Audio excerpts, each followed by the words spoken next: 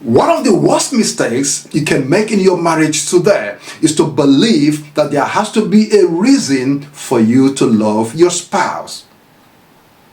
In this video, I'm going to share with you why having that mindset has destroyed a lot of homes today. Why having that mindset has destroyed a lot of marriages. You won't believe me if I tell you that I used to be a culprit of what I'm telling you about today.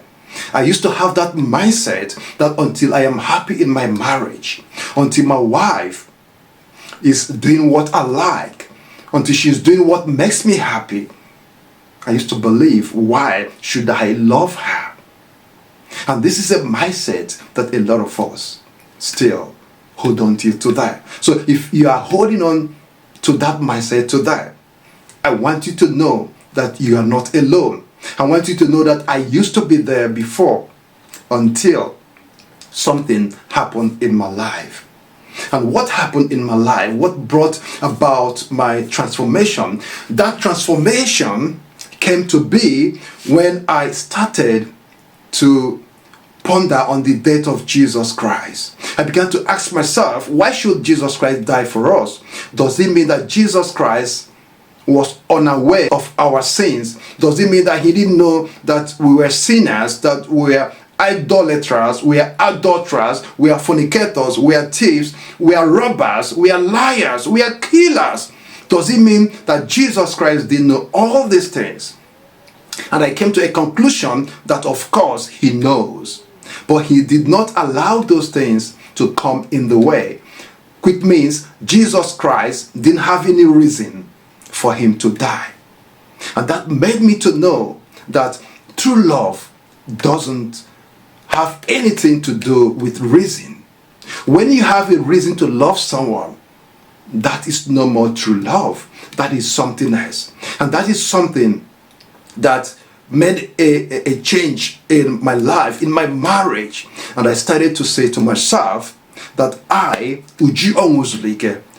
need to love my wife unconditionally. And since I started loving her unconditionally, so many things have changed in my life. And I believe that after this video, when you begin to love your wife, your wife or your husband unconditionally, I believe that a lot of things will change in your life for better. So why am I saying that we shouldn't have a reason to love our spouses? My main reason is this: when you have a reason to love your spouse, of course I have said, when you have a reason to love your spouse, that is not true love. When you have a reason to love them, you automatically create conditions for them.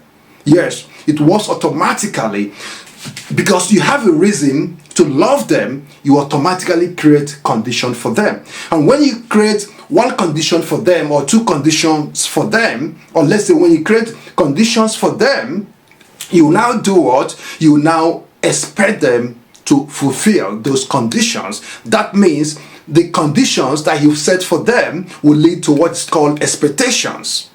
And let me say this to you: when you are expecting your spouse to behave in a certain way, or when you want them to even be like you are going to be disappointed. And this is why the expectations we set for our spouses in marriages, we always end up in disappointment. And I also want you to look at it in this way: you, the man, or you, the woman, are you a perfect person?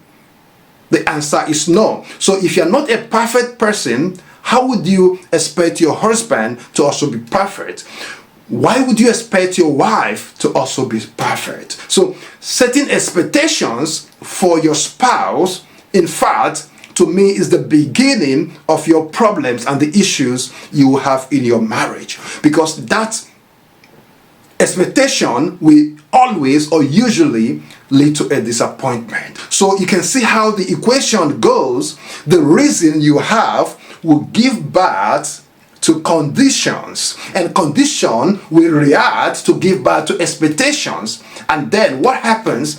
Of course, we will not be able to fulfill those expectations. The expectations will give birth to disappointment. And so when we are at that point of disappointment, will now begin to complain so much about our spouse, will now, for those that would like to tell outsiders about their spouse, they'll now begin to tell every Tom, Dick, and Harry how bad their spouses are. This is because you felt disappointed as a result of the expectations that you have put out for them. Okay? So when you are at that point of disappointment, it doesn't end there. That disappointment will give birth to what is called division. And when you get to that point of division, this is the point that a lot of people will now begin to tell you that they have what is called irreconcilable differences. This is the point where even when you're advising them in marriage to make peace with one another, this is that point that will tell you that the last thing they will do is to move back to that family. And that is even amazing to me. That is even surprising to me, because when these people are yet to be married, they want to stay together. But because they are now at that point of division, they don't want to stay together anymore. And so what happens? The disappointment will now lead to division, and then the division will ultimately lead to that D word that we detest. That division will ultimately lead to a divorce, especially if not handled well. You can bear me witness, this generation doesn't even know how to get things right. So if they are at that point of division, it will definitely lead to a divorce. And then when it leads to a divorce, what do you think will happen? That divorce, when it happens, will give birth to death of relationship. The two people that used to be in love will now want to kill each other when they see them. So that death of relationship is something that comes as a result of divorce. And then the death of relationship will lead to what? The death of relationship will lead to a dysfunctional family or dysfunctional homes. And this is why I tell people, when you have issues in your marriages that will lead to divorce, you and your husband are not only the recipient of that your decision, the kids are also involved. Okay? So the death of relationship will lead to dysfunctional families, and then dysfunctional families will lead to what? Dysfunctional families will lead to societal decay. And this is why we have a lot of societal issues today in the world. And then the societal issues we have, we now end up creating destructive communities, and then destructive communities will end up creating national issues and national problems.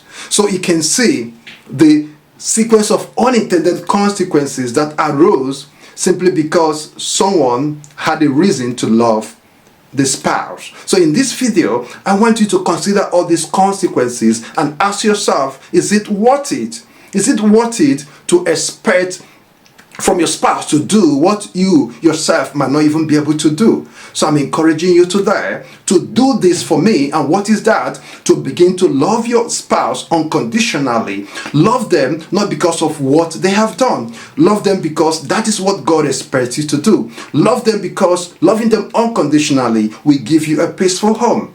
And I also want to say this, if you are also a woman, you need to respect your husband until he does ABCD, that I'm not going to respect him. Please don't do that. I want us to love unconditionally. I want us to respect unconditionally. If we can do this in our marriage, I guarantee you that we will have a marriage that works. And I want your marriage to work. Please, I want you to share this video to someone else that you know that this video will benefit them. Thank you for watching, and may God bless